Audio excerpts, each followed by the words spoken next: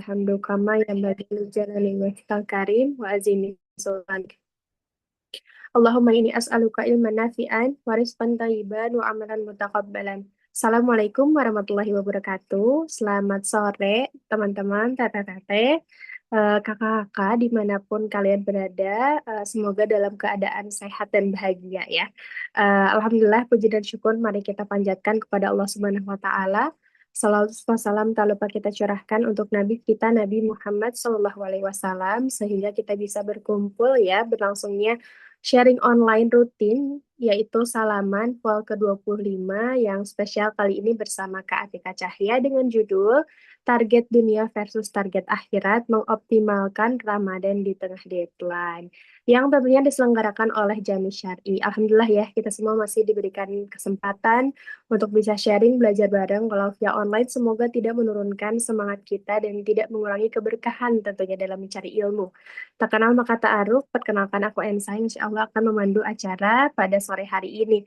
Boleh teman-teman, silahkan kenalan ya, perkenalkan nama dan juga domisili, siapa tahu di sini ada yang sama ya, kayak domisili utamanya Jamis kan di Bandung tentunya ya, boleh tulis nama dan juga domisili, misalkan contohnya Kak Cika dari Karawang misalkan, atau misalkan dari mana lagi boleh diinfokan. Sambil aku juga memperkenalkan tentang apa itu salaman. Jadi, salaman itu singkatan dari Sahabat Keluar Iman yang tentunya diselenggarakan oleh Jami Syar'i. Yang dimana Jami Syar'i merupakan brand fashion muslimah yang memiliki konsep feminin, minimalis, dan juga menginspirasi wanita muda muslimah agar bangga tampil syar'i. Dan tentunya untuk sama-sama ya kita mendapatkan berbagai ilmu yang relate dengan kehidupan muslimah. Pokoknya banyak hal yang pengen kita sediakan tentunya sesuai dengan value teman-teman. Masya Allah, di sini ada dari mana aja? Jakarta, Subang, Sragen, Kulon Progo. Wah, Masya Allah, dari Lombok juga ada ya. Dan tentunya yang pastinya untuk mempererat silaturahmi sehingga sesama muslimah tuh kita saling terjalin gitu ya ukhuwahnya. Baik, sebelumnya aku mengucapkan terima kasih banyak kepada para media partner yang sudah mensupport kegiatan kita hari ini. Di antaranya ada One Ummah Movement, Hawariyun Community, Roda Muslimah, Tulisan Ensa, Anessa Community Official, Info Kajian underscore BDG, Bersama Bermakna, dan juga Munah Berkah Indonesia. Masya Allah teman-teman, meskipun sebentar lagi ya, udah detik-detik jam-jam kritis, tapi semoga tidak mengurangi semangat kita untuk belajar karena spesial hari ini ya tentunya kita akan belajar bareng Kak Atika. Tapi sebelum itu aku mau make sure dulu teman-teman supaya meluruskan niat, siapkan catatan terbaik, karena selain mengikat ilmu dengan tulisan, disarankan juga bisa berpeluang menjadi investasi pahala jariah yang didapatkan. Caranya gimana? Silahkan boleh bikin story ataupun feeds atau reels ya, kajian paling kreatif tentunya, dan boleh di-share nanti di story, di-mention ke @jamis.syari, @mis.story, @atika cahya, dan juga @hani_enisa, tentunya seperti itu ya. Dan Masya Allah ya, kita nanti akan membahas tentang realita muslimah gitu ya dewasa ini di tengah deadline dan tuntutan pekerjaan gimana memaksimalkan nih yang nggak kerasa udah masuk ke hari ke-8 Ramadan ya gimana sisa Ramadan ini kita tuh nggak sia-sia gitu ya. Oke, baik teman-teman di sini udah pada nggak sabar kan ya pengen belajar silakan boleh ketik angka 1 dulu. Oke. Dan alhamdulillah di sini sudah ada juga pemateri kita, tapi aku mau spill dulu sedikit profil pematerinya ya. Oke, Kak Atika Cahya yang merupakan author dan juga K-drama content creator. Dan Masya Allah ya, seperti yang kita tahu, Kak Atika ini merupakan influencer muslimah yang kaya akan edukasi gitu ya, karya edukasi yang menginspirasi tentunya. Ya, baik, Masya Allah di sini udah banyak yang excited tentunya. Langsung aja kita akan sama-sama belajar tentang target dunia versus target akhirat, mengoptimalkan Ramadan di tengah deadline. Baik, untuk itu Kak Atika, kita sapa dulu Kak Atika ya. Assalamualaikum, halo Kak. Waalaikumsalam warahmatullahi wabarakatuh, Kak Emsa. Sehat Kak? Alhamdulillah aku sehat. Semoga Kak Emsa juga sehat ya. Alhamdulillah sehat. Baik Kak, tadi kan ada lihat ya di kolom chat yang udah semangat belajar ketik angka 1. Nah, udah banyak nih yang ketik angka 1. Untuk itu kepada Kak Atika dipersilahkan. Oke. Terima kasih banyak, Kak Emsa. Aku mau nyapa dulu dong teman-teman di sini. Assalamualaikum warahmatullahi wabarakatuh. Yang udah ready buat kita belajar bareng-bareng. Dan mungkin aku nge-disclaimer sedikit ya, bahwa ketika aku sharing di sini bukan berarti aku lebih keren, bukan berarti aku lebih hebat daripada teman-teman, bukan berarti ilmuku lebih banyak. Aku yakin banget kita di sini yang ketemu di Salaman Vol 25 ini, teman-teman pasti udah ilmunya bagus-bagus, kalian lebih keren, kalian lebih hebat, dan di sini kita bareng-bareng yuk, mumpung ini masih awal Ramadan, mungkin bentar lagi kita masuk ke 10 hari kedua, dan nanti masuk ke 10 hari terakhir di Ramadan. Ini momen-momennya kita, karena bener banget ya kata Mimin Jamis yang bilang, yang ngomongin soal target dunia dan akhirat. Kita kan ngomongin soal Ramadan gitu, tapi di Ramadan ini justru kehidupan kita juga lagi sibuk banget ya nggak sih teman-teman? Coba di sini yang target kerjaannya justru makin gede, makin banyak di Ramadan.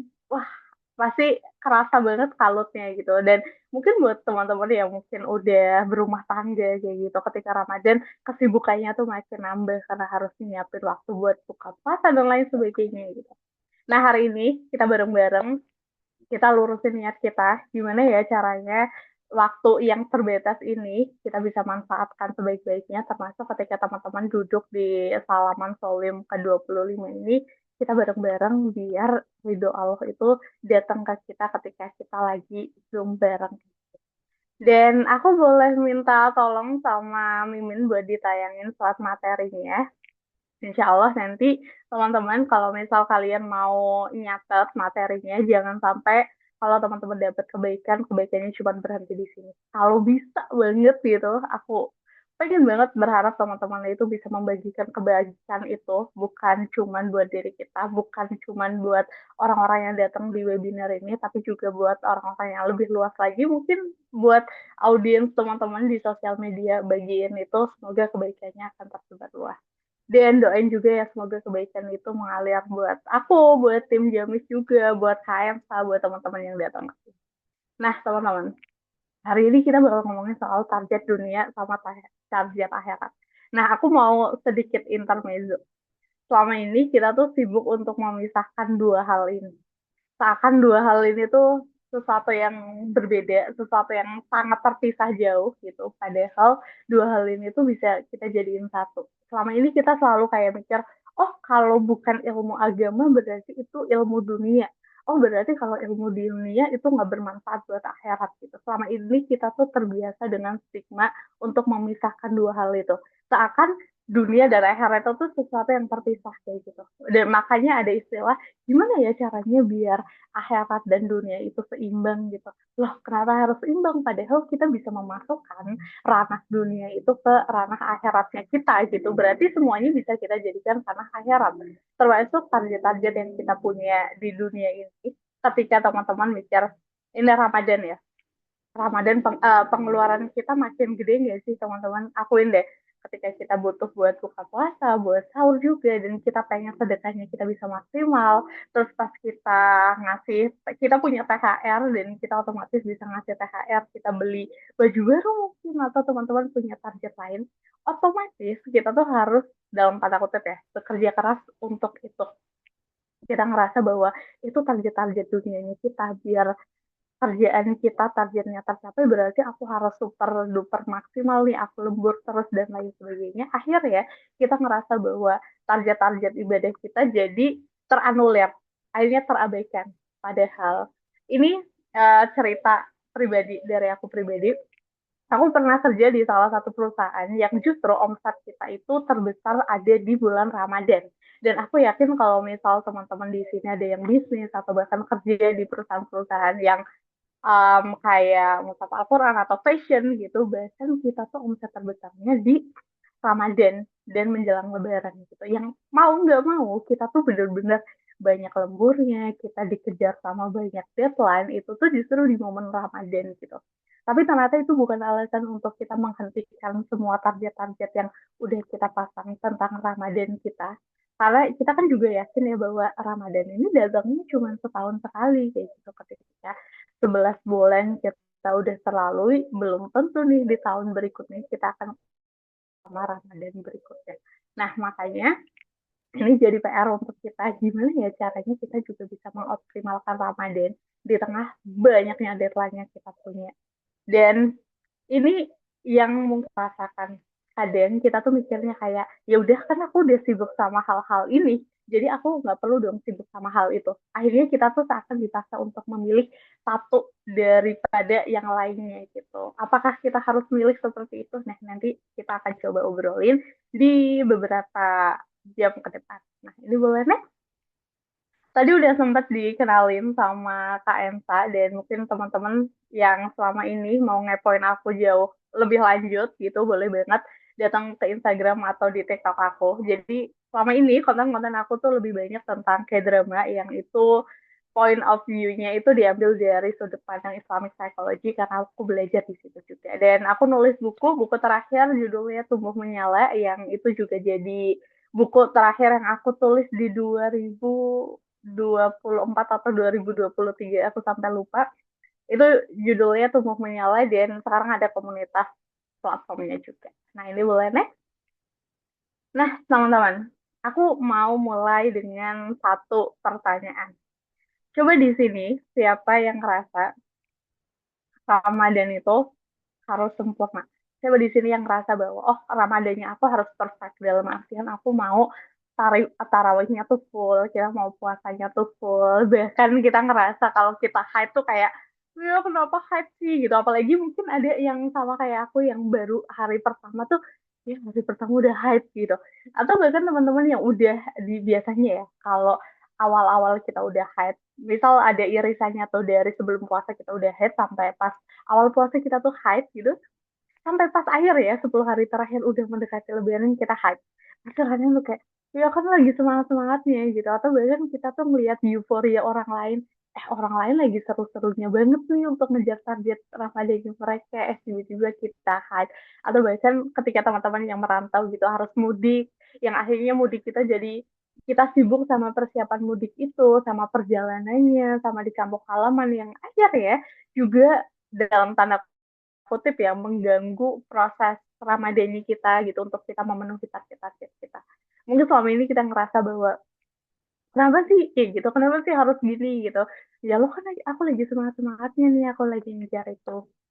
Kita ngerasa bahwa Ramadan itu harus sempurna. Padahal pernah nggak sih Allah bilang bahwa oh yaudah kamu harus sempurna, tik. Kamu harus sempurna kayak minta. Ya Allah nggak pernah minta kita untuk jadi sempurna. Karena Allah tahu kita itu terbatas. Tapi Allah minta kita apa? Nah, ini bulannya. Nah, teman-teman, ternyata Allah itu nggak menciptakan Ramadan untuk menjadikan kita sempurna.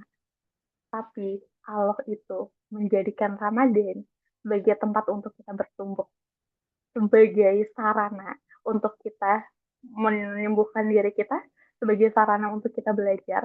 Dan teman-teman sadar nggak, selama ini ketika 11 bulan kita tuh ketemu sama hal-hal yang mungkin menyakiti kita, hal-hal yang mungkin gak enak di hidup kita, Allah tuh menciptakan 1 bulan itu tuh sebagai obatnya kita.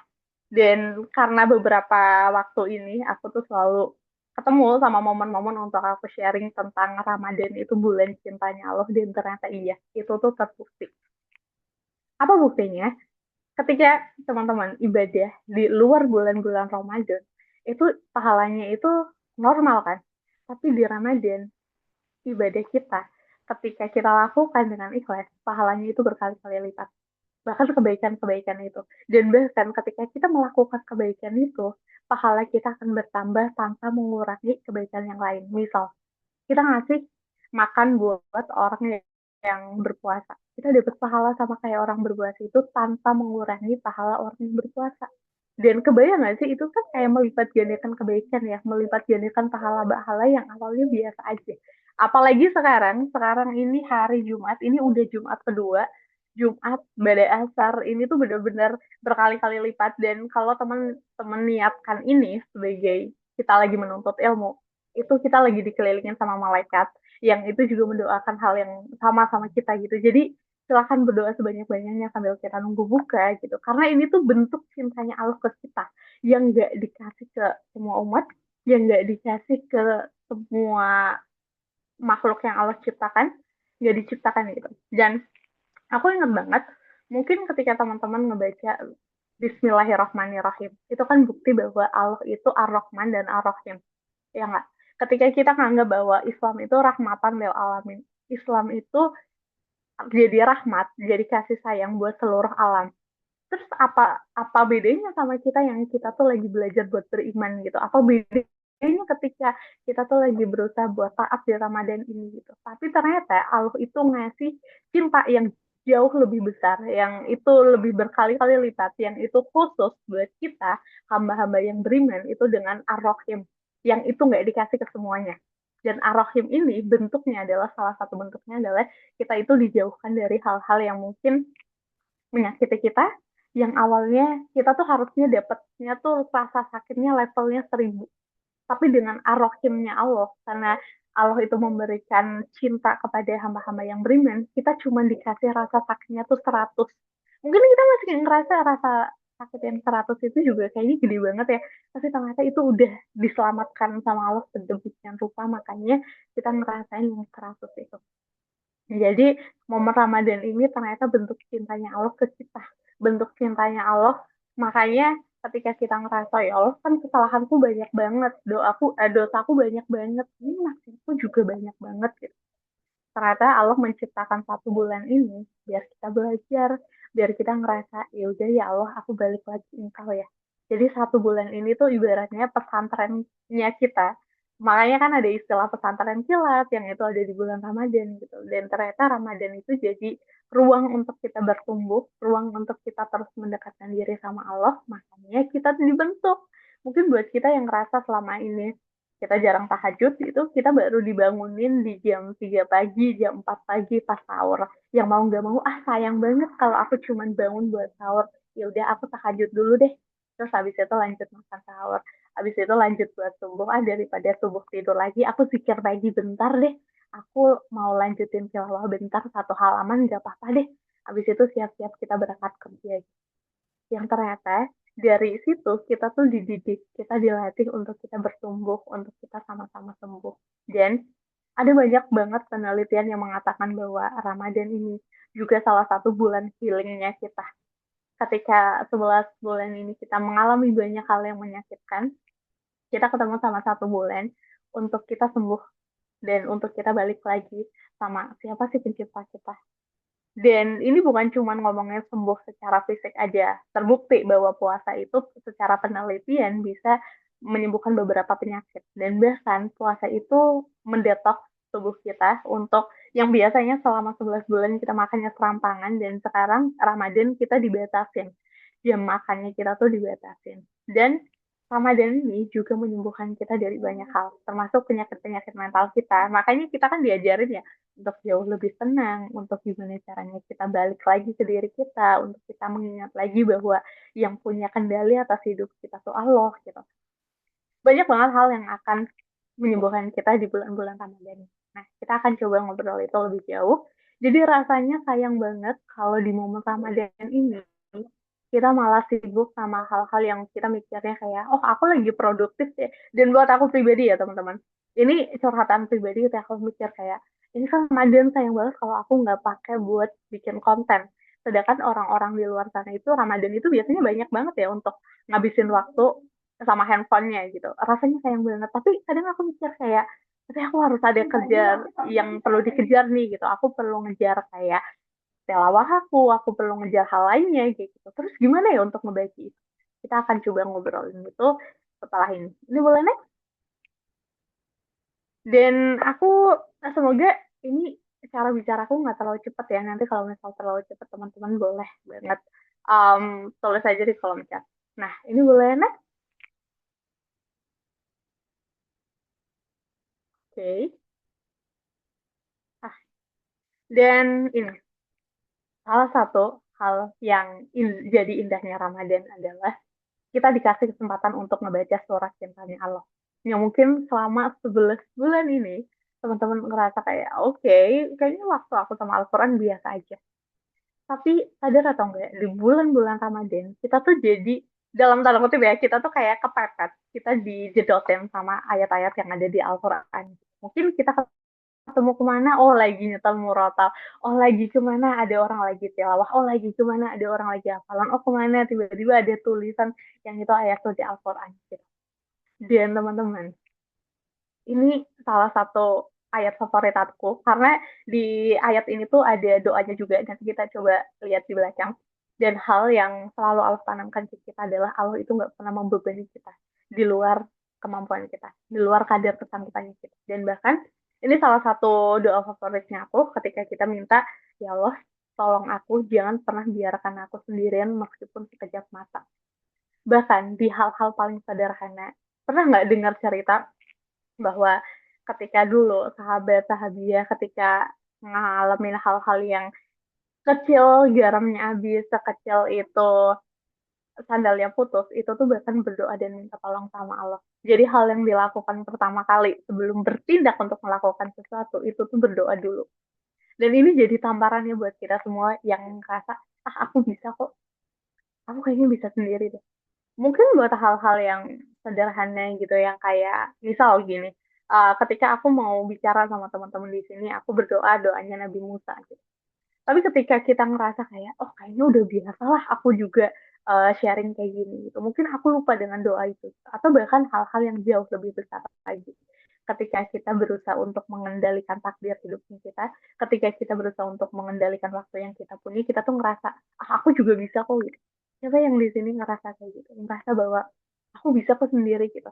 Mungkin secara lisan kita nggak mengucapkan itu ya, tapi secara tindakan belum apa-apa, bukannya kita minta tolong dulu sama Allah, bukannya kita berdoa dulu sama Allah, tapi kita tuh justru langsung ngelakuin hal itu.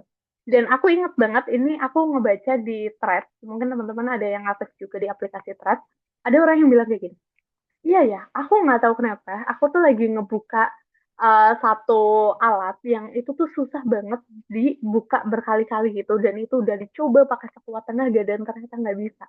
Sampai dia tuh diingetin buat bilang kayak coba Bismillah dulu. Terus dia bilang kayak, lah orang dari tadi aja aku udah ngebuka ini sekuatan aja, tetap nggak bisa kebuka. Masa cuma dengan Bismillah ada bedanya sih? Dan ternyata dia tanpa babi bu, dia cuma membuktikan yaudah dia pakai Bismillah dan ternyata kebuka, bahkan ngebukanya tanpa effort sekalipun.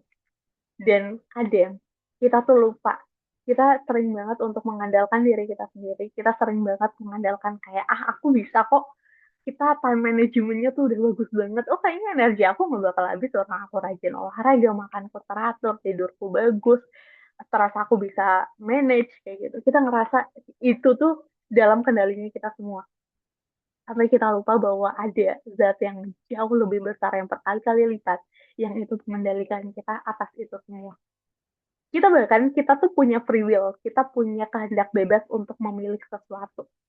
Tapi sebelum untuk memilih sesuatu, kita itu punya zat yang mengendalikan kita untuk kita tuh bisa memilih ya kira kita bakal memilih yang mana ya. Allah tuh menggerakkan kita. Allah menggerakkan pilihan-pilihan kita. Jadi kalau misal teman-teman di sini ngerasa, oh oke, aku bisa kok untuk ngatur waktu aku gitu. Siapa di sini yang ngerasa 24 jam itu kurang? Pasti kita sering banget ngerasa, oh iya, iya ternyata 24 jam aku tuh kurang banget ya. Ngerasa, wah ini gimana ya caranya ini kita udah maju mundur babak belur. Perasaan aku tuh time management aku bagus banget kok. Aku masih kelimpungan aja ya gitu. Teman-teman ngerasa gitu nggak sih gitu? Ngerasa, kok ini aku udah secanggih itu loh ngaturnya gitu. Dan ternyata kita lupa bahwa yang punya waktu adalah Allah. Mungkin 24 jam kita ya, semua orang tuh sama. Aku sama Kak Nur Amalia, sama aku sama Kak Ensa, sama kita punya 24 jam yang sama. Tapi bedanya adalah berkah atau enggaknya. Dan yang membedakan kita semua adalah waktu yang kita punya tuh berkah atau enggak sih? Dan keberkahan waktu itu tuh dimulai ketika kita minta tolong sama Allah, ya Allah tolong berkahi aku. Makanya kita tuh disuruh untuk zikir pagi dan petang. Ya mungkin selama ini kita ngerasa kayak, ini ya, ini jujur aku pribadi. Dan semoga jangan dicontoh ya, aku pagi-pagi tuh, misalnya udah zikir pagi. Terus, kok tiba-tiba udah sore aja ya? Ini beneran ya lo harus zikir petang kayak gitu. Kok cepet banget pagi ya, zikir pagi lagi. Perasaan kemarin udah zikir pagi. Ya nggak sih teman-teman ngerasa kayak gitu gitu. kita tuh ngerasa secepat itu gitu. Padahal zikir pagi dan petang itu salah satunya adalah untuk kita tuh mengundang keberkahan Allah di situ. Kita mengundang keberkahan Allah di waktu pagi. Untuk kita tuh bisa mendatangkan pertolongan-pertolongan Allah. Karena mustahil banget gitu ibaratnya. Allah emang gak akan ngasih kita beban di luar kadar kemampuan kita. Tapi kalau kita nggak minta tolong sama Allah, kalau ternyata hidup kita nggak Allah berkahi, hidup kita nggak Allah ridhoi, ya udah kita akan kelimpungan juga gitu. Kita akan babak belur juga.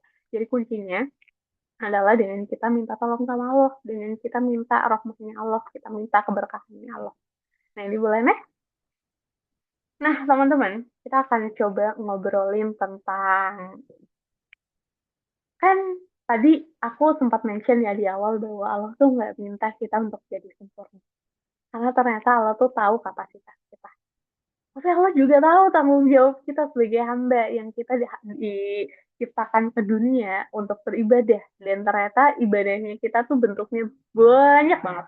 Ada yang kita ke Allah dan ada tanggung jawab kita ke sesama manusia. Dan zolim banget nggak sih ketika teman-teman mungkin di sini gitu. Ada nih, karena kita lagi ngomongin soal target dunia sama target akhirat. Saking kepengennya kita ngejar target akhirat, akhirnya kerjaan-kerjaan kita tuh jadi teranulir. Itu tuh bener-bener jadi serampangan. Karena kita malamnya tuh full begadang terus, akhirnya kita pas kerja ngantuk. Atau bahkan pas teman-teman ngerasa gini, oh karena aku mau ngejar target tilawah aku biar aku seminggu bisa khatam Al-Quran gitu, ya udah aku pakai waktu kerja aku buat tilawah. Itu kan juga nggak baik gitu.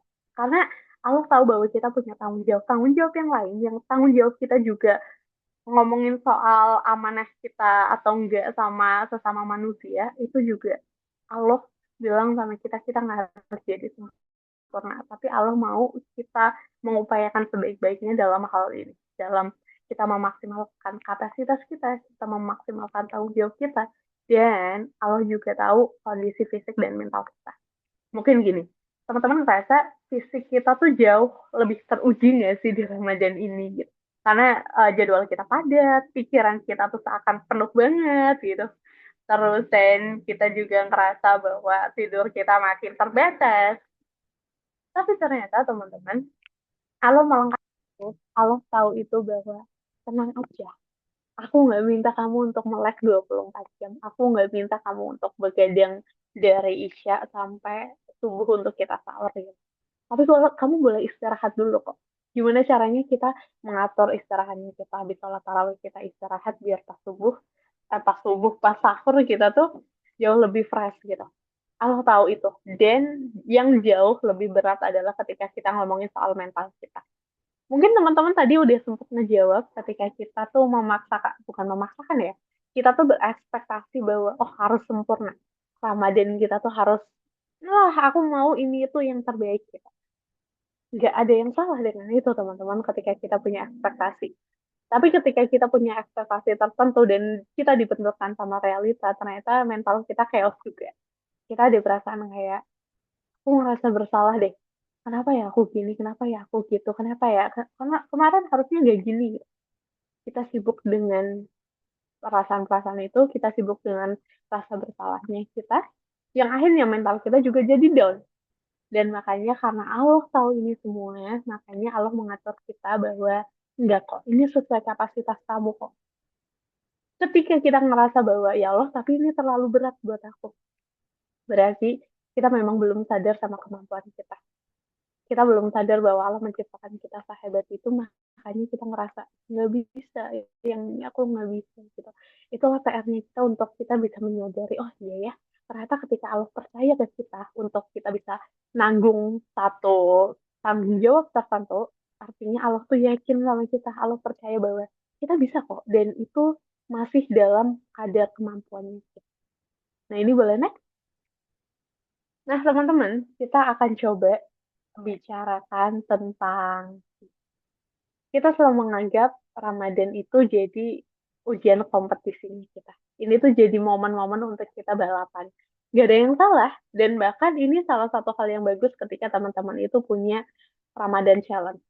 Tapi pemikiran ketika kita menganggap bahwa Ramadan itu jadi sempurna, Ramadan itu jadi titik bahwa kalau sekali kita gagal, artinya kita nggak punya kesempatan untuk memperbaiki diri. Itu yang keliru. Karena sering kali kita ngerasa gini, oke, kita mau 30 hari Ramadannya kita itu perfect. Tapi ternyata ada 5 hari kita hype, yang akhirnya kita tuh jadi ngebangun mood kita untuk bisa semangat ibadahnya lagi tuh terganggu. Mungkin teman-teman ada yang relate ngerasa kayak gitu gitu. Atau bahkan ketika hype-nya kita tuh aman nih, entah kita tiba-tiba hype-nya maju atau mundur, yang akhirnya di 30 hari Ramadan itu kita full gitu. Dan kodarullahnya ada satu hari kita telat bangun gitu, yang akhirnya kita bahkan sahur aja nggak sempat, apalagi buat tahajud gitu. Kita nggak sempat. Kita ngerasa karena satu hari itu kita gagal tahajud, kita tuh jadi ngerasa ya Allah aku gagal banget ya gitu. Kita jadi benar-benar nyalahin diri kita jadi ngerasa putus asa sama itu gitu.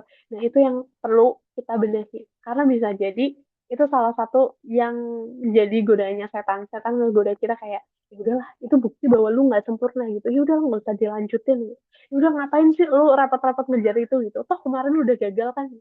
Setan punya cara untuk itu, dan bisa jadi setannya itu nggak muncul dalam bentuk lain tapi di dalam diri kita sendiri, lewat kita self judging, lewat cara kita membenci diri kita sendiri, suara diri kita tuh seakan lebih kencang. Dan biasanya cara kita mengkritik diri kita tuh malah lebih kejam daripada kita mengkritik orang lain gitu. Inner kritik itu bener-bener datangnya tuh lebih jahat, karena kita tuh bener-bener kayak, ya udah kamu bisa apa sih, ternyata kamu nggak bisa kan, untuk ngejar 30 hari aja tuh kamu nggak bisa, ternyata kamu gitu. Dan ketika teman-teman udah ngerasa kayak gini, ketika kita ngerasa gagal hanya karena ada satu yang kurang atau beberapa hal yang kurang, teman-teman ingat lagi bahwa Allah itu nggak maksa untuk kita jadi sempurna. Dan bahkan ketika kita punya kebiasaan, mungkin kebiasaan kita adalah tahajud sebelum sahur. Dan kodarullahnya di satu hari kita ada satu yang keskip gitu.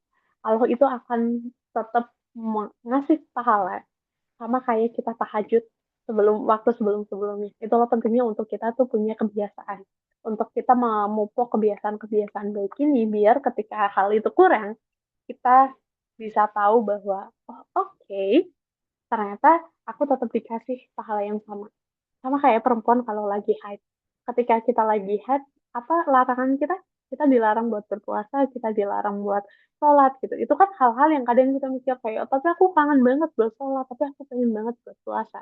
Nah, teman-teman, kadang kita lupa bahwa perintah Allah itu adalah untuk menjauhi larangannya dan menaati perintahnya.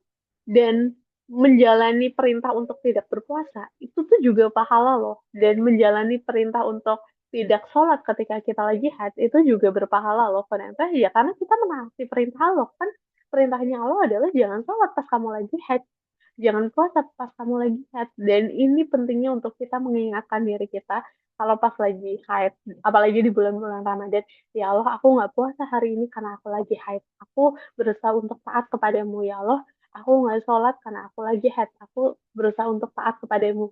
Itu juga bentuk bagian kita lagi taat sama Allah. Jadi Ramadan itu tuh bukan ujian untuk kita jadi kita tuh benar-benar mengkritik diri kita, kita memaksa diri kita untuk jadi bahan ujiannya kita. Yang ini kayak seakan 30 harinya kita tuh ditentukan sama satu harinya kita yang kurang. Kayak Allah nggak melihat hasilnya, dan maha baiknya Allah tuh Allah melihat prosesnya. Jadi seberapa keras untuk kita berproses, untuk kita terus bertumbuh. Nah, boleh next? Oke? Okay? Nah, nah, terus apa sih yang harus kita lakukan? Ini boleh next aja. Nah, apa sih yang bisa kita lakukan di momen-momen ini? Nah, aku pengen ngajakin lagi buat teman-teman tuh balik lagi ke diri kita dan kita melihat, oke, ternyata ini yang bisa aku lakukan. Karena kita fokus sama hal-hal yang di luar itu, kita fokus sama hal-hal yang mendistraksi kita fokus sama target kita yang nggak kelar-kelar itu gitu. Kita cuman akan terus sibuk sama hal-hal yang ngebawa kita untuk kayak, oh kayaknya aku nggak bisa deh untuk ngejar target akhirat aku karena aku sibuk sama target dunia aku. Oh aku sibuk sama hal ini makanya aku nggak bisa untuk menghabiskan waktu aku buat ini. Ini boleh nih?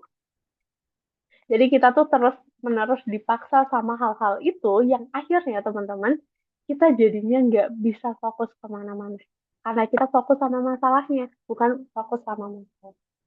Dan aku mau bilang, selama ini kita menganggap bahwa ibadah itu cuma sholat, puasa, apalagi baca Al-Quran, ngafal Al-Quran, kajian ilmu, apalagi. Kita menganggap bahwa kerja itu bukan ibadah, kerja itu urusan dunia.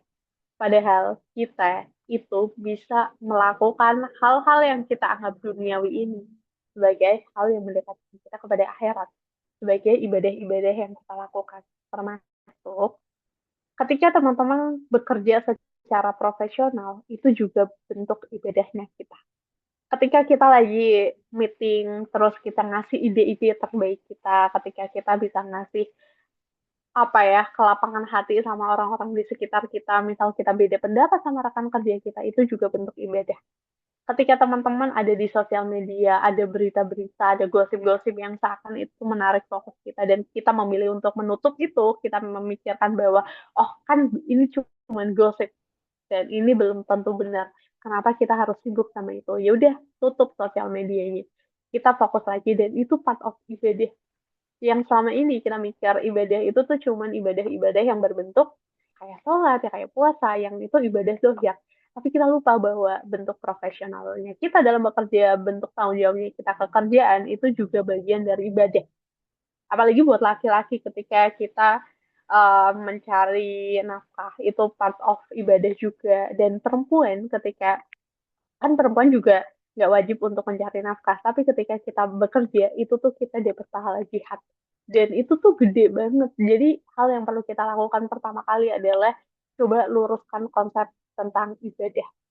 Jangan-jangan selama ini kita cuma memikirkan bahwa ibadah ya cuma hal-hal yang berbentuk zahir aja, kita lupa bahwa ibadah yang berbentuk tidak terlihat itu pun juga ibadah loh, tapi kita lupa. Nah, gimana caranya untuk kita tuh bisa menghitung hal-hal yang kita anggap duniawi ini bisa sebagai ibadah adalah tergantung niatnya. Dan ternyata niat itu penting banget.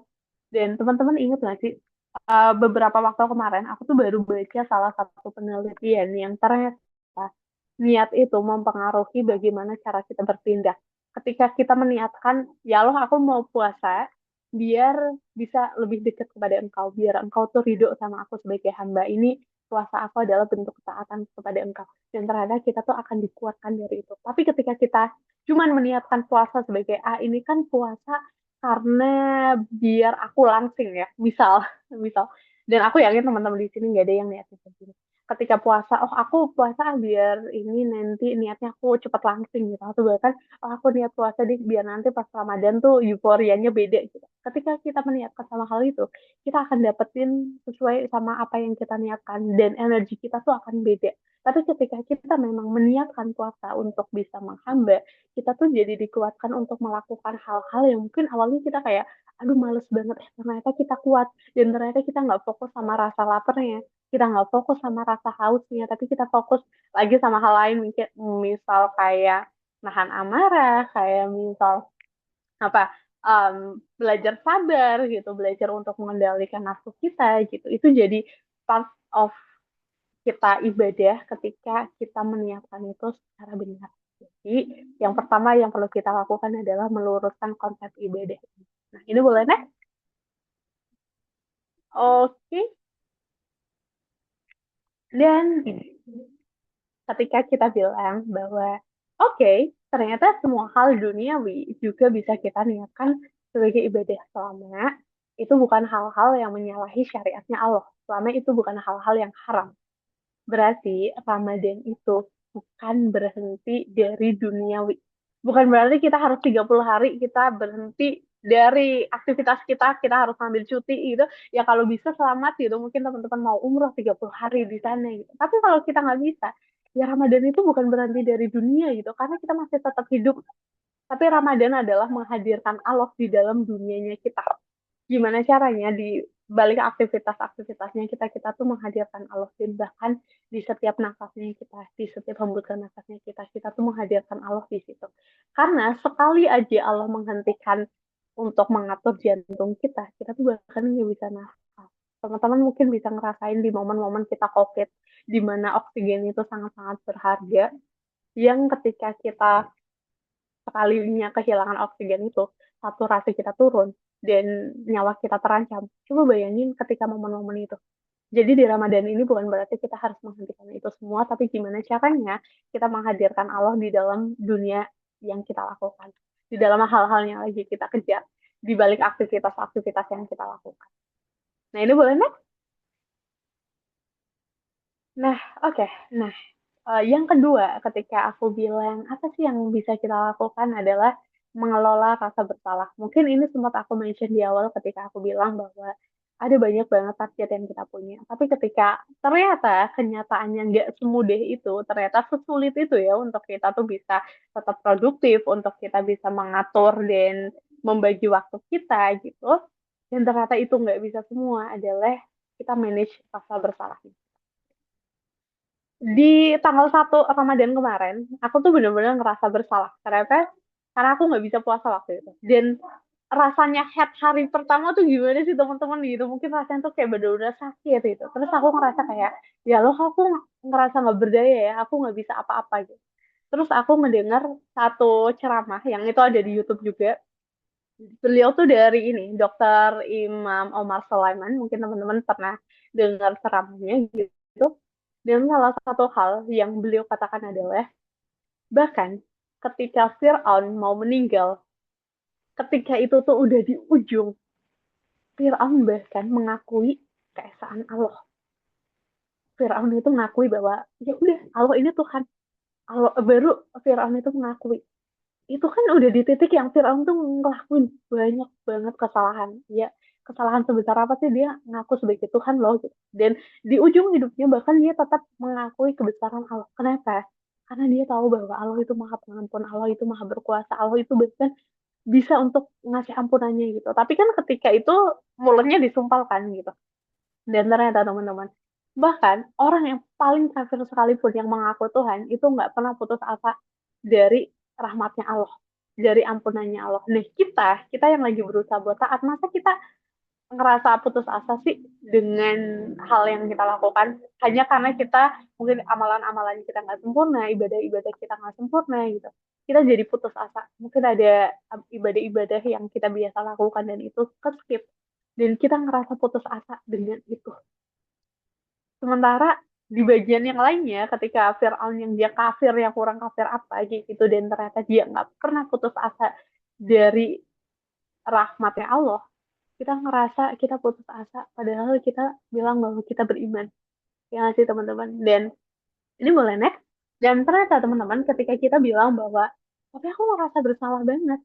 Dan tenang aja, Ramadan ini bukan alat untuk kita menghukum diri kita. Ramadan ini bukan alat untuk Allah menghukum kita. Tapi Ramadan ini jadi momen untuk kita boleh minta ampun sebanyak-banyaknya sama Allah. Untuk kita tuh minta sama Allah, ya Allah, iya aku salah banyak banget. Ya Allah, kita kita ngaku kita salah. Dan kita jangan sampai kita menutup diri dari rahmatnya Allah. Jangan sampai kita bilang bahwa, tapi aku nggak punya harapan. Atas siapa? Bahkan di balik kita ya, ketika kita ngerasa, oh hari ini seminggu pertama kita ngerasa Ramadan kita tuh bener-bener sibuk banget gitu. Atau Ramadan kita tuh ngerasa ngawur banget gitu. Yuk kita perbaiki di hari ini. Kalau ternyata hari ini belum maksimal, kita perbaiki besok. Kalau besok ternyata nggak maksimal, kita perbaiki di berikutnya. Nanti kita akan coba ngobrolin hal teknis untuk kita bisa memperbaiki hal-hal yang bisa kita lakukan di Ramadan ini. Jadi momennya adalah bukan lagi kita nyalah-nyalahin diri kita kayak, ya ternyata ini 10 hari pertama aja udah gagal. Oh, akhirnya kita punya kesempatan untuk memperbaiki di Ramadan 10 Ramadan kedua gitu. Kita ngerasa, oh oke. Oh, ketika kita berhasil kita jadi punya motivasi yang lebih tinggi. Tapi ternyata ketika kita gagal, self esteem kita jadi makin rendah, kita makin merasa bersalah gitu. Dan tenang aja, itu tuh bukan alat untuk Allah menghukum kita. Ramadan itu alat untuk Allah membukakan pintu ampunan sebesar-besarnya. Ini boleh nih? Dan teman-teman, ketika kita bilang bahwa, oke, kan Ramadan ini bukan buat alat Allah mau hukum kita. Jadi, caranya adalah kita evaluasi lagi yuk diri kita. Kita tuh bukan disuruh untuk kayak, oh iya ya ternyata kita salah, akhirnya kita jadi nyalahin diri kita. Tapi Allah minta kita untuk bertaubat dan mengevaluasi diri kita. Salahnya di mana sih? Dan bahkan ketika kita lagi minta maaf sama orang lain ya, ini seni untuk kita berkomunikasi. Ketika kita minta maaf sama Allah, sorry. ketika kita minta maaf sama orang lain, itu tuh bahkan kita perlu untuk menyebutkan apa sih kesalahan kita yang mana yang mau kita minta maafin gitu. Apalagi ini sama Allah, Allah tahu banget kesalahan kita yang mana. Tapi untuk kita bisa mengevaluasi itu, untuk kita bisa mentaubati itu adalah dengan kita tuh tahu, oh kesalahan kita yang mana, yang mau kita taubati, yang mau kita minta ampunin, biar kita bisa memperbaiki hal itu.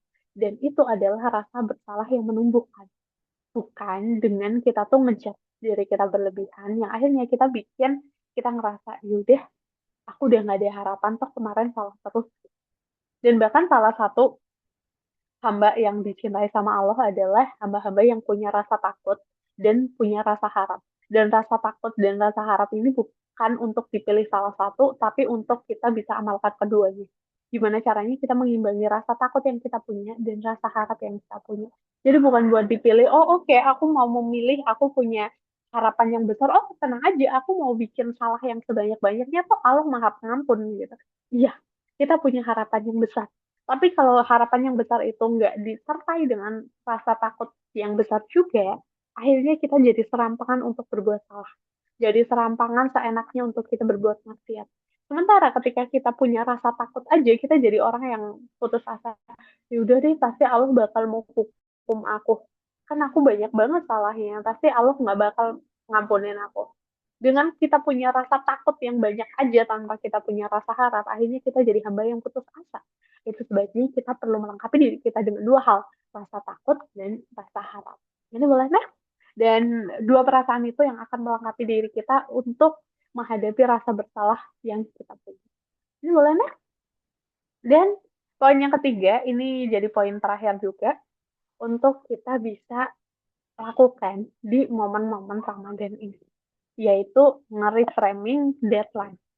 Selama ini kita ngerasa, namanya juga deadline ya, deadline itu kan garis kematian ya dalam tanda kutip. Selama ini kita tuh nganggap bahwa deadline itu salah satu hal yang paling menakutkan. Atau bahkan, teman-teman di sini pernah nggak? Kalau kita lagi dikejar deadline, misal kita itu ada kerjaan untuk selesai hari ini. Nah, saking kita bener-bener kepikiran untuk ngeberesin itu hari ini, malam-malamnya aja kita tuh kebawa mimpi. Karena kemarin ini kita udah sampai lembur, sampai bener-bener kita mikirin itu sebelum tidur gitu. Yang akhirnya pas kita tidur ke bawah mimpi yang kita kira, oh itu deadline-nya udah selesai, tapi ternyata belum. Kita nganggap deadline itu jadi sesuatu yang menakutkan, sesuatu yang sangat-sangat menuntut kita untuk kita fokus sama hal itu. Nah, coba reframing ulang tentang deadline ini. Deadline ini tuh bukan sesuatu yang akan ngebawa kita untuk, oh ini tuh sangat-sangat menakutkan loh. Enggak. Tapi anggap aja deadline ini kayak batas waktunya kita. Kan ada ya orang-orang yang mereka tuh bisa berpikir kreatif ketika deadline-nya tuh udah mepet gitu, ketika deadline-nya tuh udah mentok. Tapi ada juga orang-orang yang dia tuh kayak, enggak deh, ini kalau misal aku udah deket deadline, aku udah nggak bisa fokus nih untuk kerja gitu. Yang akhirnya ada cara kerja masing-masing orang nih. PR-nya kita adalah gimana sih cara kerjanya kita, kenali lagi cara kerjanya kita. Kalau ternyata cara kerjanya kita emang harus ada deadline, ya udah pasang deadline-nya itu bisa hamil satu sebelum deadline yang sebenarnya. Kalau misalnya buat kita ternyata kita bener-bener harus ada deadline baru kita mau kerjain, ya udah pasang dari jauh-jauh dari deadline yang sebenarnya. Jadi anggap aja deadline ini tuh cuma tenggat waktu. Jadi bukan sesuatu yang akan ngeburu-buruin kalian, sesuatu yang akan dalam tanda kutip yang mematikan kalian sampai kita tuh jadi tertekan, kita jadi ngerasa kayak, oh iya ya, ini gimana ya caranya untuk aku bisa lakuin ini gitu. Dan fokus saja. Deadline adalah sesuatu yang ketika kita kerjakan, kita akan dapat rasa senang, kita akan dapat rasa puas, dan bahkan ini terjadi ke beberapa orang. Kita itu sering banget untuk menggantungkan rasa berharga kita sama pekerjaan yang kita selesaikan. Jadi kalau deadline-nya tuh nggak beres, biasanya dia ngerasa nggak berharga. Dan teman-teman juga perlu sadari bahwa ketika kita mengerjakan deadline secara on time, ketika kita mengerjakan pekerjaan-pekerjaan secara profesional, itu juga bagian dari ihsan.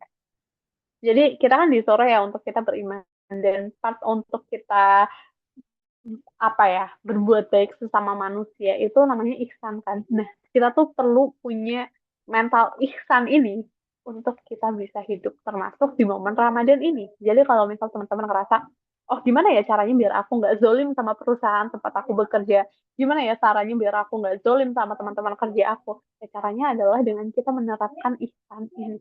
Karena Islam pun nggak pernah melarang kita untuk, ayo ibadah aja, jangan kerja. Nggak pernah gitu. Nah, bahkan Rasul ngajarin kita untuk bisa memasukkan ranah-ranah dunia itu untuk kita jadikan bekal kita di akhirat. Untuk tadi, ketika kita bekerja, ketika kita ngerjain deadline-deadline yang kita punya, kita meniatkan itu untuk kebaikan, dan itu bagian dari kita menjalankan peran kita sebagai khalifah, sebagai wakil Allah di bumi, sebagai bentuk ketaatan kita ke Allah yang udah menciptakan kita. Nah, ini boleh next? Oke. Nah, ini poin yang juga perlu kita ingat bahwa Ramadan itu bukan tentang memperbanyak ritual kita.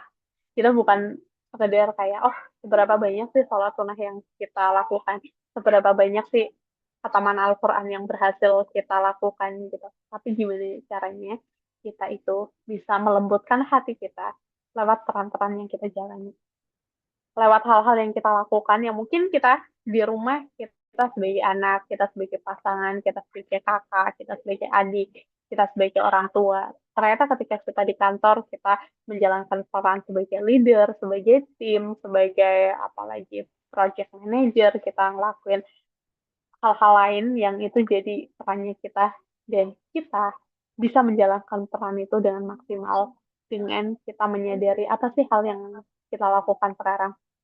Dan yang sering banget kita lupa adalah saking kita fokus sama banyaknya, sama jumlahnya, sampai kita mengabaikan sisi kualitas yang kita punya.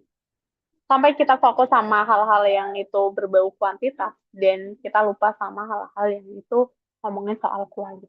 Dan Allah itu nggak maksa itu. Tapi Allah mau gimana caranya kuantitas yang banyak itu diiringi dengan kualitas yang kita punya juga. Ini boleh next?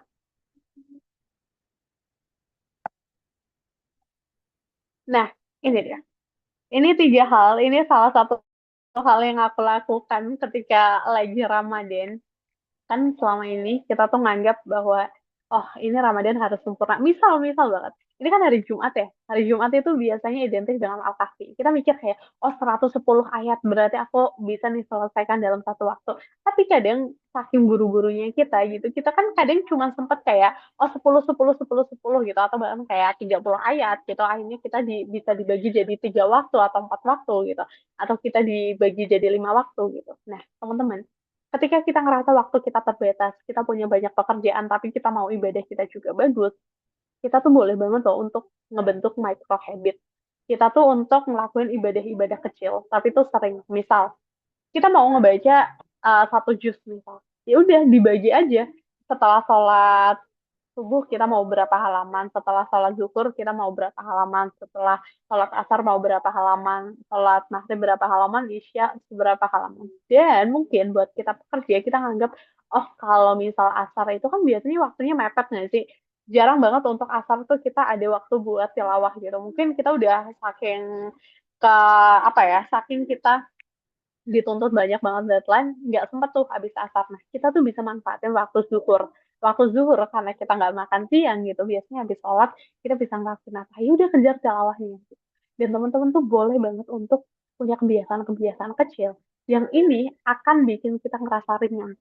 Dan bahkan kalau kita ngerasa, tapi berat banget nih untuk kita bisa semuanya. Nah, itu salah satu tips dari aku, dan salah satu hal yang aku lakukan juga ketika aku ngerasa ibadah ini tuh terlalu berat. Ya udah, pegang minimalnya apa. Masa sih untuk sholat witir 1 rakaat masa nggak bisa sih? Gitu. Misal malam-malam nih kita udah ngantuk banget, udah capek banget karena kita kerja lembur seharian gitu. Ya udah deh, minimal banget witir 1 rakaat. Masa nggak bisa sih ini sholat malam buat nutup loh gitu. Atau bahkan ketika kita lagi ngerasa malas banget untuk membaca Al-Quran, ini 10 menit aja untuk kamu tilawah gitu. Masa nggak bisa sih? Jadi kita tuh ngasih hal-hal kecil yang bikin kita tuh bisa ngerasa ringan. Tapi selama hal-hal kecil itu tuh dilakukan secara sering, jadi kita pun perlu tahu kapasitas diri kita dan energi kita tuh yang terbaik tuh di jam berapa. Ini jujur ya, aku kalau jam-jam siang mungkin jam 2 sampai asar itu tuh rasanya tuh kayak, wow, rasanya tuh bener-bener lemes, pusing banget gitu. Dan aku kemarin baru ngerasain ketika siap-siap mau pergi gitu, siap-siap mau pergi aku tuh ngerasa sempoyongan banget gitu karena darah rendah, dan mungkin teman-teman yang darah rendah relat banget gitu. Kita tuh bener-bener kayak pusing banget gitu sampai mau gak mau itu kan dipaksa untuk istirahat sebentar ya, untuk kita duduk, untuk kita rebahan gitu. Nah, kita perlu sadar kapasitas kita tuh seberapa sih, dan energi terbaik kita tuh di jam berapa gitu. Dan jujur ya, aku tuh kuat untuk merem malam-malam. Kebalik dong, untuk melek malam-malam, sorry.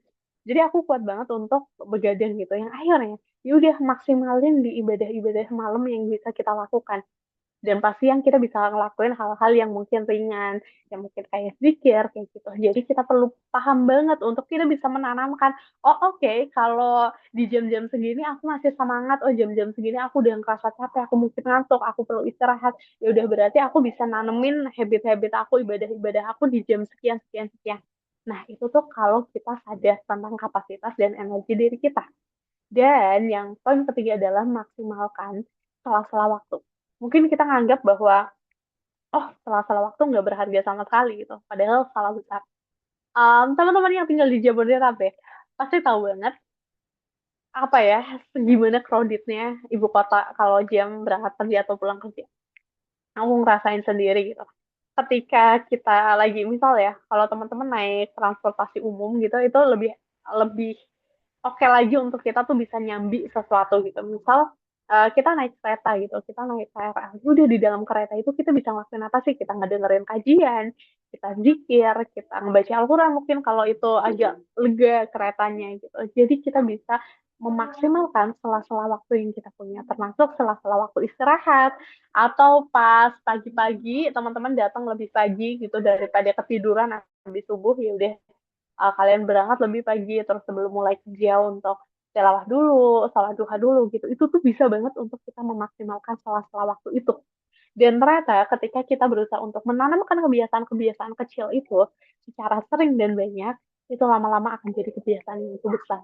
Dan kebayang nggak sih ketika kita berusaha untuk menanamkan banyak kebaikan di Ramadan ini, harapannya nanti Syawal, terus bulan-bulan berikutnya sampai kita ketemu di Ramadan berikutnya, kita tuh udah punya kebiasaan-kebiasaan baik. Dan ini salah satu kebiasaan yang lagi aku mulai adalah ngedengerin kajian-kajian. Biasanya di YouTube itu kan ada banyak ya, dan kita tuh bisa memilih, dan di Ramadan itu banyak banget series yang bisa kita ikutin, yang bisa kita pilih, dan kita cari yang mana sih. Dan mumpung momennya Ramadan, apalagi yang masih single, ini tuh momen banget untuk kita memaksimalkan diri kita di waktu-waktu terbaik kita. Jadi mau kita berburu kajian, untuk kita mau ke masjid mana, untuk kita memaksimalkan waktu-waktu itu tuh jadi golden time-nya kita banget untuk kita bisa memaksimalkan waktu kita. Dan kalau kita disibukkan sama hal-hal yang produktif, sama hal-hal yang bermanfaat, sama kebaikan-kebaikan itu, kita jadi nggak fokus sama masalah-masalah yang datang ke kita, kita nggak fokus sama luka-luka yang kita punya, kita nggak fokus sama rasa sakit yang kita punya, tapi kita fokusnya jadi sama hal-hal yang apa ya yang bisa aku kejar, apa ya yang bisa aku perbaiki, apa ya yang bisa aku tanamkan, apa ya kebiasaan-kebiasaan yang bisa aku tumbuh. Ini boleh next? Nah, em, aku mau nutup sama salah satu statement yang aku suka banget. Allah itu nggak minta kita untuk jadi sempurna, karena Allah tuh tahu persis diri kita. Allah tahu bahwa kita tidak sempurna, tapi Allah itu meminta kita untuk mengupayakan yang terbaik-baik. Allah minta kita untuk, oke, kamu bisanya apa? Ya udah maksimalin itu. Kamu bisa ngelakuin ini, ya udah lakuin. Kamu bisa memaksimalkan amalan-amalan itu, ya udah lakuin itu. Kamu punya amalan jagoan apa, lakuin. Ini boleh nih. Dan ini aku kutip dari surat Al-Baqarah ayat 286, salah satu ayat favorit aku juga karena di situ ada doanya. Dan doanya tuh benar-benar indah banget ketika kita minta, ya Tuhan kami, janganlah Engkau hukum kami jika kami lupa atau kami melakukan kesalahan. Ya Tuhan kami, janganlah Engkau berbani kami dengan beban yang berat sebagaimana Engkau bebankan kepada orang-orang yang sebelum kami. Ya Tuhan kami, janganlah Engkau pikulkan kepada kami apa yang tidak sanggup kami memikulnya. Maafkanlah kami, ampunilah kami, dan rahmatilah kami, rahmatilah kami, dan kita meminta bahwa Engkaulah pelindung kami, maka tolonglah kami menghadapi kaum yang kafir. Ternyata seindah itu ya Allah menciptakan Ramadan ini. Seindah itu Allah menciptakan satu bulan yang jadi ruang pertumbuhan kita dan semoga kita bisa memaksimalkan itu di waktu-waktu tertentu. Dan itu aja, aku kembalikan lagi ke Kak Emsa. Terima kasih. Wassalamualaikum warahmatullahi wabarakatuh.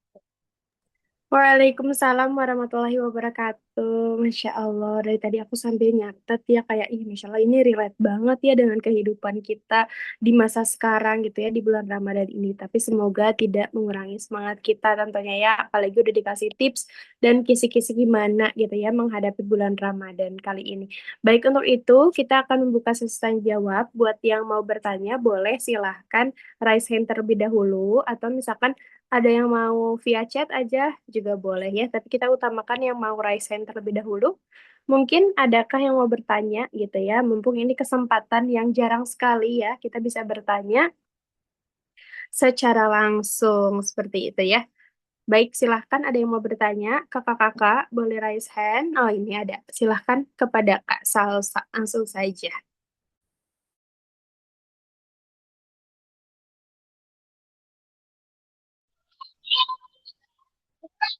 Baik, Kak, izin bertanya, hmm, gimana ciri-ciri seseorang yang sudah lewat Ramadan tuh, dia tuh apa ya, kayak berperilakunya tuh, afan-afan Kak, gimana tahu dia itu sukses setelah Ramadan itu sudah lewat gitu Kak. Kak. Udah itu aja Kak. Terima kasih Kak. Oke, Kak Atika mau langsung aja dijawab mungkin ya satu persatu ya. Oke, ya. Oke, aku coba tangkap pertanyaannya ya.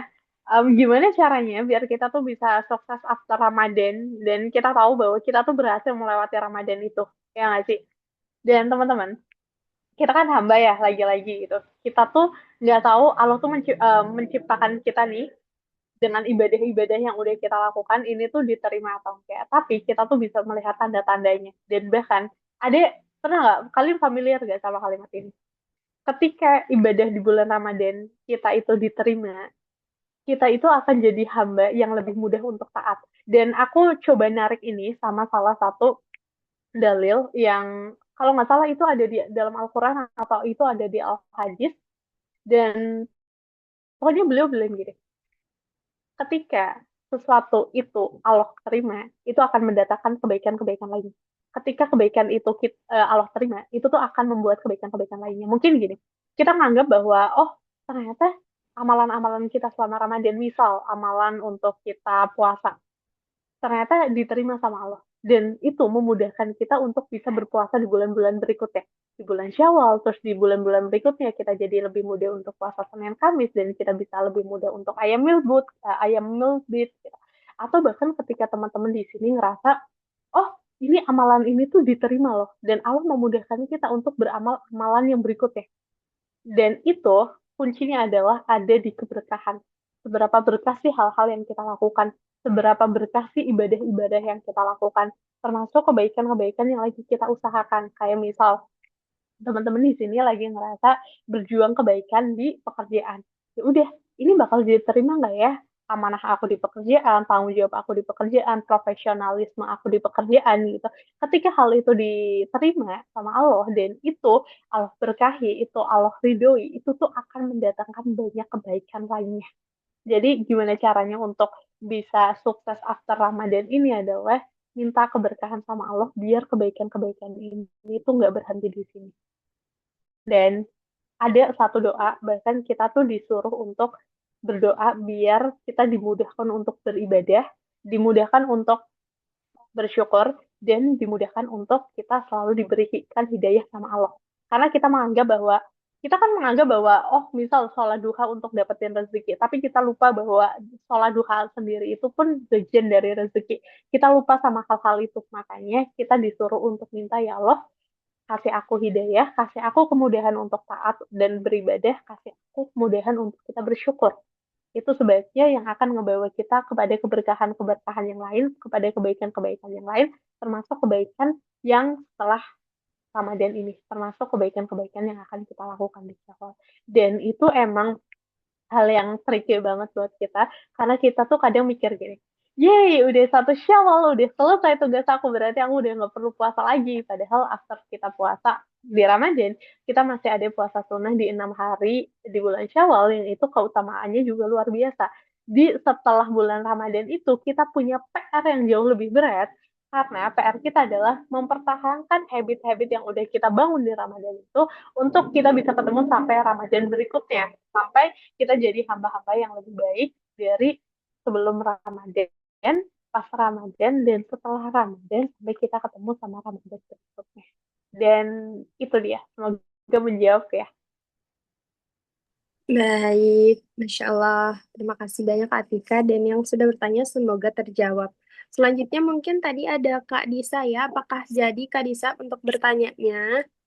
Kalau misalkan jadi boleh resen kembali, tapi kalau misalkan belum, kita akan lanjut ke yang lainnya ya. Boleh kakak-kakak ada yang bisa resen, mau resen? Boleh. Kak Disa tadi masih ada nggak ya? Oke, baik. Nah, ini coba kita akan baca dulu aja ya Kak ya yang di kolom chat. Kak Restiani Suryani katanya jazakillahul khair. Teteh untuk ilmunya mohon izin. Saya ngerasa lebih semangat ibadah kalau sedang bareng-bareng dengan teman.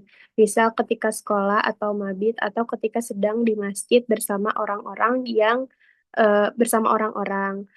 kalau di rumah sholat tanpa rawatib tapi di luar bisa dengan sholat sunnah rawatibnya. Apakah artinya saya kurang ikhlas? Karena harus menunggu bersama orang lain dulu karena katanya keikhlasan seseorang bisa dilihat ketika sendirian. Semoga bisa terjawab. Oke, seperti itu Kak Tika. Silahkan. Terima kasih banyak. Nah, ini kalau kita ngomongin soal keikhlasan ya, lagi-lagi barometer keikhlasan itu banyak banget, dan kadang yang bisa menilai itu tuh diri kita. Kita tuh bisa kayak, oh oke, kayaknya aku walaupun sholat lagi pas bareng-bareng, aku sholatnya lebih banyak, rawatibnya lebih banyak, baca Al-Qurannya lebih banyak ketika bareng sama mereka, itu bukan karena aku pamer deh. Tapi karena aku jauh lebih semangat karena aku bareng sama mereka, karena mereka melakukan hal yang sama. Jadi kita tuh ngerasa semangat untuk terbawa gitu, kita termotivasi sama mereka. Tapi ketika kita sendirian itu jadi PR buat kita. Dan ini tuh bukan hal yang kita rasakan sendiri. Nah, makanya salah satu tips untuk kita tuh bisa konsisten dengan ibadah-ibadah yang kita lakukan, kita tuh perlu punya 3 hal. Yang pertama, itu tuh kita perlu mengilmui diri kita. Kita perlu punya ilmu. Makanya kita kan bahkan dibilang ya, kita untuk beribadah itu nggak cukup dengan kita niat aja, tapi kita juga butuh ilmu untuk kita bisa menyempurnakan ibadah-ibadah yang kita punya. Dan itu yang akan mempertahankan kita ketika kita lagi futur, ketika kita lagi merasa nggak semangat. Kenapa sih kita harus tahajud misal? Gitu. Oh ternyata tahajud itu punya banyak keutamaan. Dan kita tahu itu ketika kita punya ilmunya. Dan yang kedua adalah ketika kita punya teman. Makanya penting banget untuk kita tuh punya circle orang-orang yang akan mengingatkan kita. Teman-teman ini nggak ingat soal Quran surat Al-Asr yang kita tuh dibilang kita tuh harus saling menyerukan dalam kebaikan dan saling mengingatkan dalam kesabaran. Yang artinya ketika kita punya teman, kita tuh bisa saling mengingatkan dalam kesabaran gitu, dan kita bisa saling menyerukan dalam kebaikan. Dan kita pun akan diingatkan juga untuk sabar, untuk berbuat baik. Itu ketika kita punya teman. Tapi coba bayangin ketika teman-teman sendirian. Siapa yang bakal ngingetin? Gak ada. Gitu. Apalagi ketika teman-teman itu, let's say ya, kita masih single gitu, kita belum punya teman hidup yang, kan kalau misal yang udah berpasangan, paling dia dia tuh punya pasangan yang akan bisa ngingetin dia dan saling mengingatkan gitu. Dan Kalau misalnya kita sendirian dan kita benar-benar apalagi di perantauan tinggal sendiri gitu di kos misal akan mudah banget untuk kita digoda dan bahkan setan itu akan ngegoda kita jauh lebih banyak ketika kita sendirian dari depan dari belakang dari samping kanan kiri dari atas belakang dan bayangin kalau kita bisa punya teman yang mengingatkan kita dalam kesabaran menyerukan dalam kebaikan. Dan yang ketiga adalah kita perlu punya guru.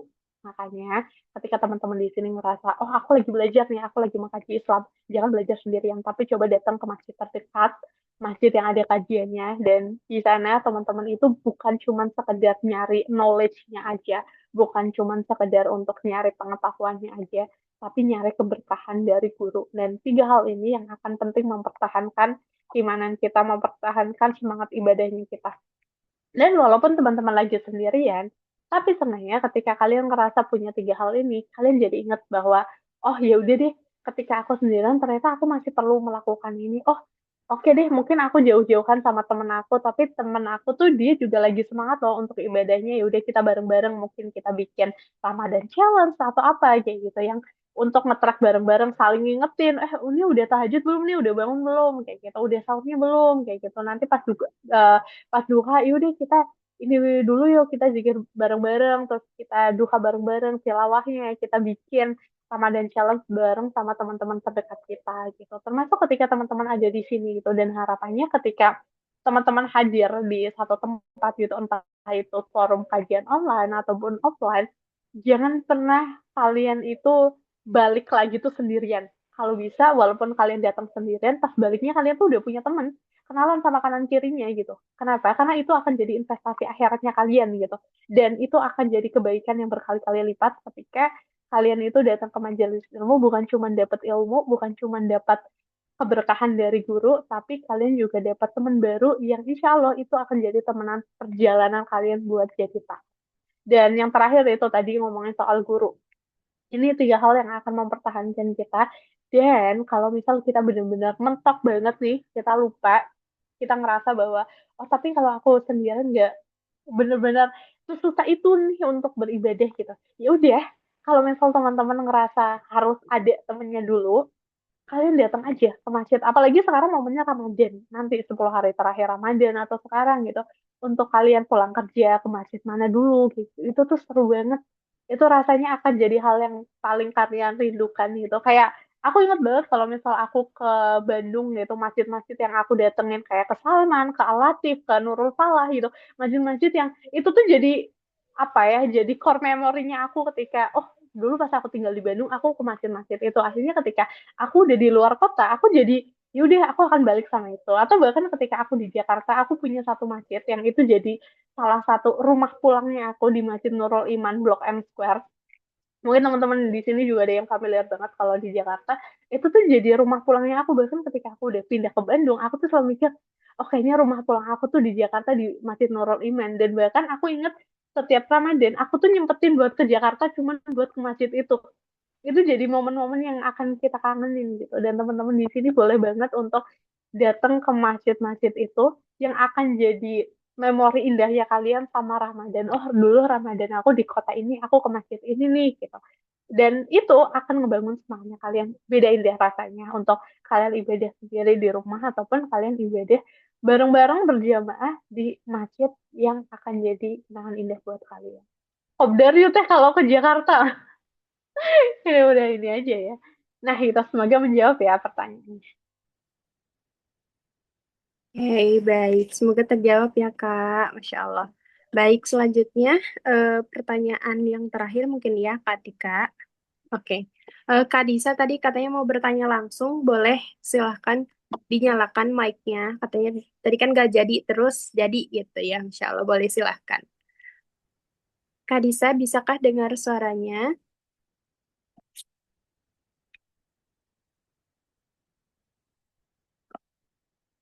Apakah bisa? Oke, Kak Disa boleh silahkan di on mic ya.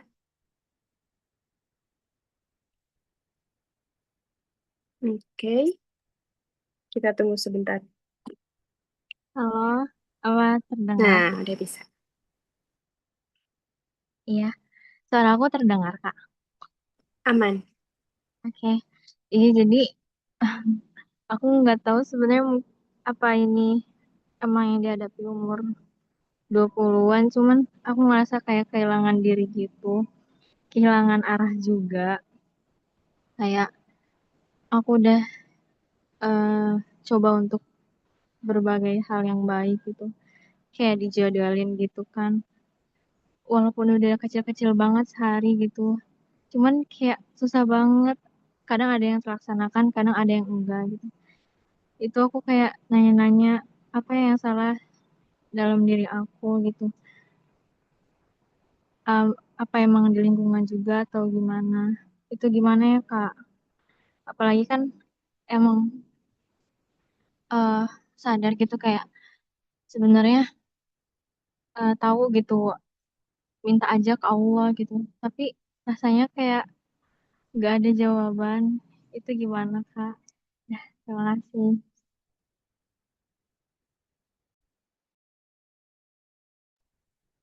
Oke, baik. Silakan Kak Atika, boleh dijawab.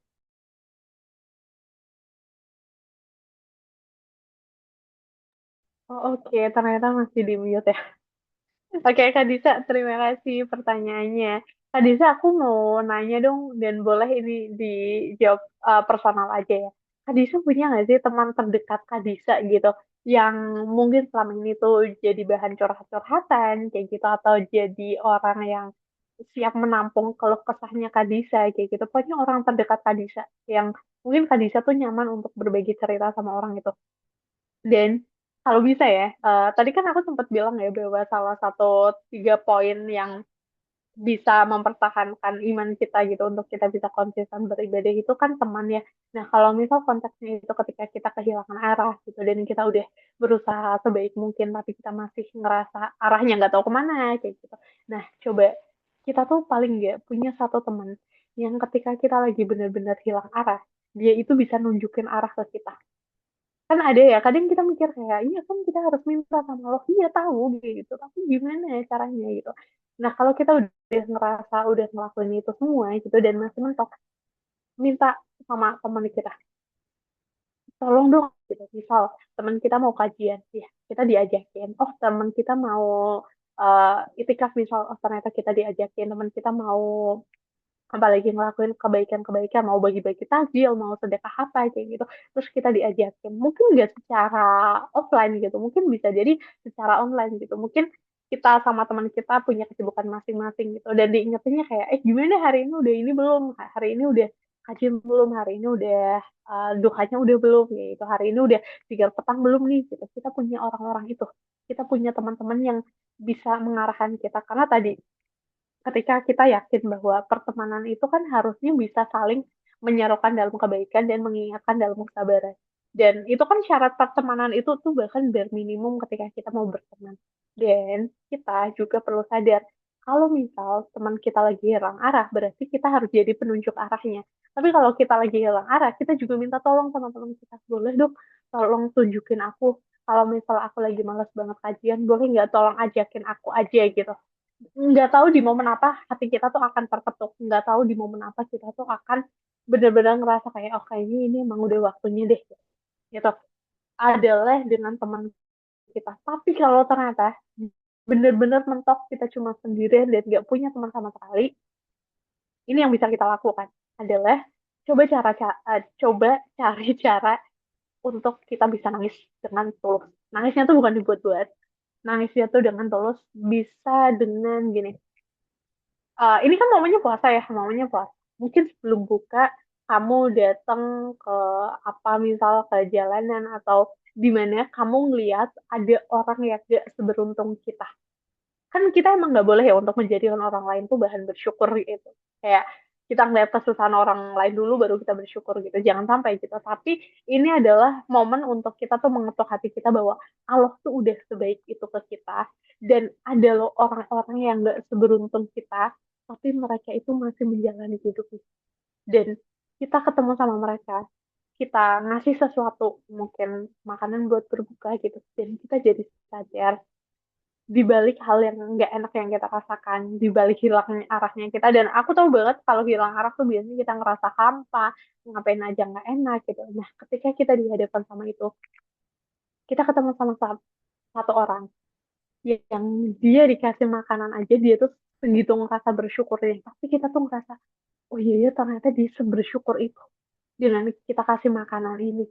Ternyata dia bisa sebahagia itu ya dia dikasih makanan ini. Loh, padahal ini makanan yang sering kita makan misal. Dan bisa jadi kita kalau misal ya standarnya kita kasih mungkin nasi box. Tapi karena kita kepengen ngasih yang lebih proper gitu. Mungkin kita ngasih hokben, ngasih apalagi nasi padang misalnya yang itu enak buat mereka gitu. Kita ngerasa kayak, oh ternyata hal ini tuh membahagiakan itu ya.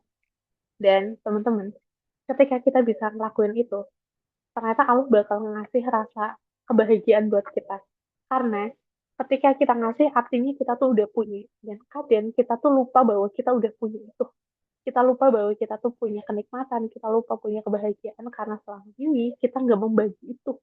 Jadi bagiin, lakuin. Mungkin satu atau bahkan ya, ini salah satu hal yang bisa teman-teman coba dan aku belajar ini dari salah satu guru aku dan beliau tuh bilang kayak gini, kalau kamu datang ke kajian boleh bawa jajanan kesukaan kamu dua, satu buat kamu, satu lagi buat teman sebelah kamu, dan rasain segimana bahagianya kamu ketika kamu ngasih makan, ketika kamu ngasih kebahagiaan, ketika kamu ngasih kebaikan ke orang-orang beriman yang juga lagi mengharap ridho aku.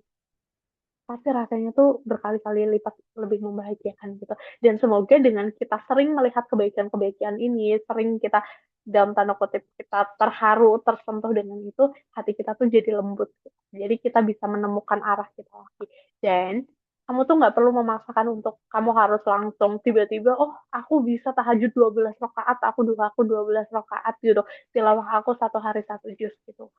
Ya udah pelan-pelan aja dulu. Kan tadi kamu bilang ya udah membagi itu ke hal-hal yang paling kecil. Terus gimana? Ya udah belajar untuk mengetuk hati kamu biar hati kamu lembut dulu sambil mengiringi dengan amalan-amalan yang sedikit-sedikit itu tapi sering gitu. Semoga menjawab ya dan kita berdoa ke kita semua dan semoga teman-teman juga bisa mendoakan Kak Disa kita bareng-bareng untuk kita menemukan arah pulang kita lagi. Dan aku ingat banget, aku baru kayak ingetin lagi, kalau kita benar-benar lagi kehilangan arah, datang ke masjid terdekat di tempat tinggal kalian, masjid yang ada kajiannya, dan kamu dengerin nasihat-nasihat di situ, kamu akan ketemu sama keajaiban. Mungkin kajian itu nggak sesuai sama tema hidup kamu, tapi kamu akan mendengerin nasihat yang itu rasanya kok pas banget ya sama hidup aku.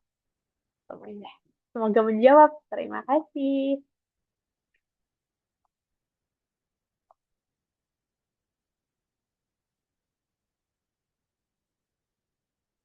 Masih di mute kan, Kak?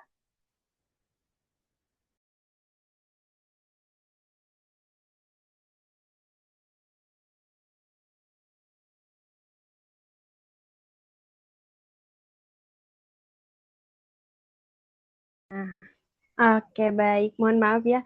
Tadi ini aku mati jadi ganti akun. Jadi ke mute. Oke, baik.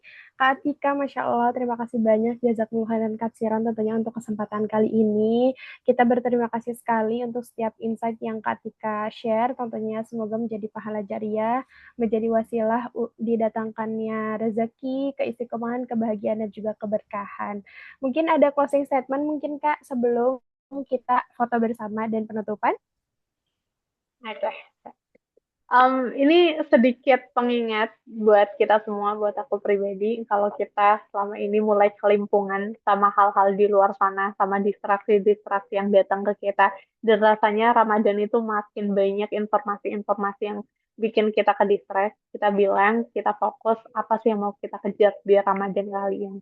Semakin kita fokus sama apa yang kita kejar, lebih mudah untuk kita memfilter mana yang penting dan nggak yang penting. Jangan-jangan selama ini kalau kita mikir semua hal penting buat kita, jangan-jangan emang gak ada yang penting sama sekali. Nah ini jadi tamparan buat kita untuk kita balik lagi, kita mau jadi hamba yang kayak apa sih, apa yang mau kita kejar dan kita mau apa. Dan semoga apa yang aku tadi sampaikan bisa diambil baiknya, Kalau ada kurang-kurangnya mohon maaf. Dan jangan sampai kebaikan ini berhenti di kita aja. Semoga kebaikannya ini tersebar luas dan mengundang banyak kebaikan lainnya. Terima kasih banyak sebesar-besarnya. Wassalamualaikum warahmatullahi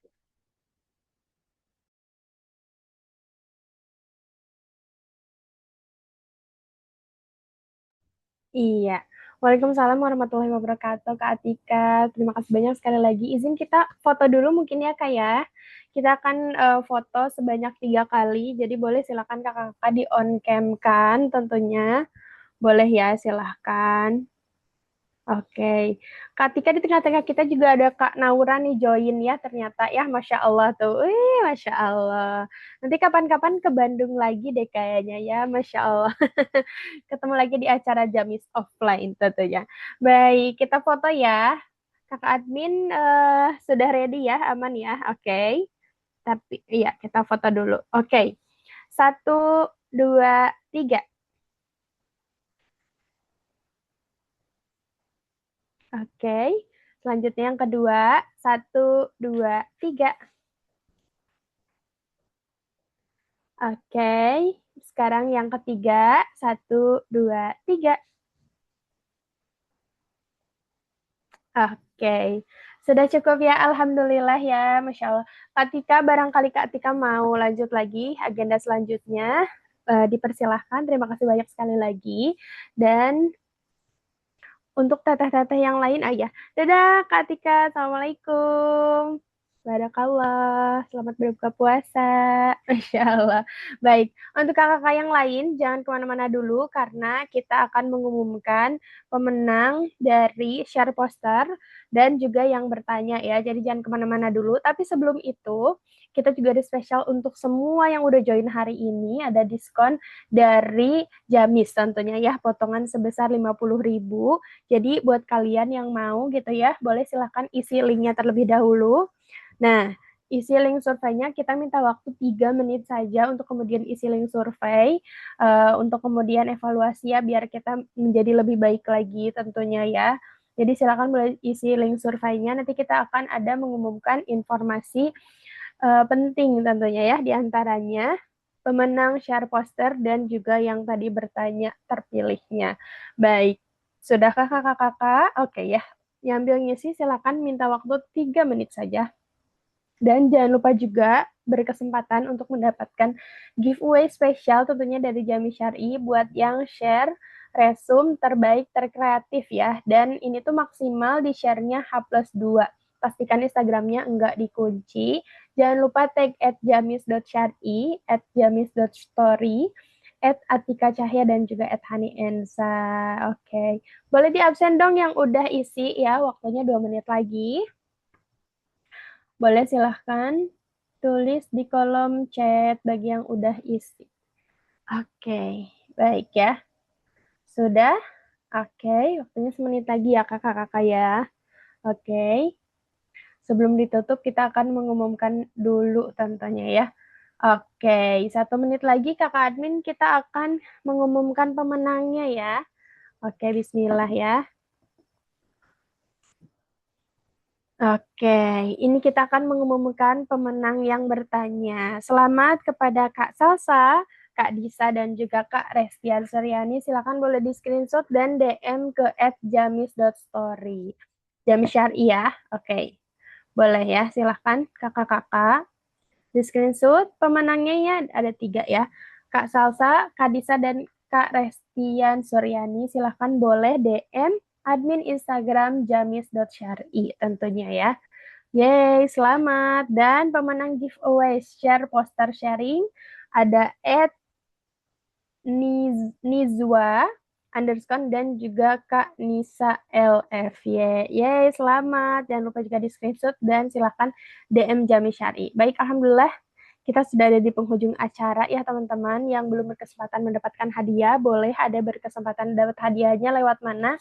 Lewat share resume terbaik tentunya ya. Baik, Alhamdulillah sudah ada di penghujung acara ya. Kita sebentar lagi sambil menunggu azan maghrib tentunya ya. Kita ucapkan hamdalah, istighfar, dan juga doa kafaratul majelis. Alhamdulillah. Iya. Baik, jika haus maka minumlah, jika lapar maka makanlah, jika ada salah maka maafkanlah. Sekian dari aku Ensa dan segenap panitia Jami Syar'i. Kami ucapkan terima kasih banyak. Jazakumullah khairan katsiran. Wassalamualaikum warahmatullahi wabarakatuh. Selamat berbuka puasa. Sampai berjumpa di salaman berikutnya. Barakallahu fikum.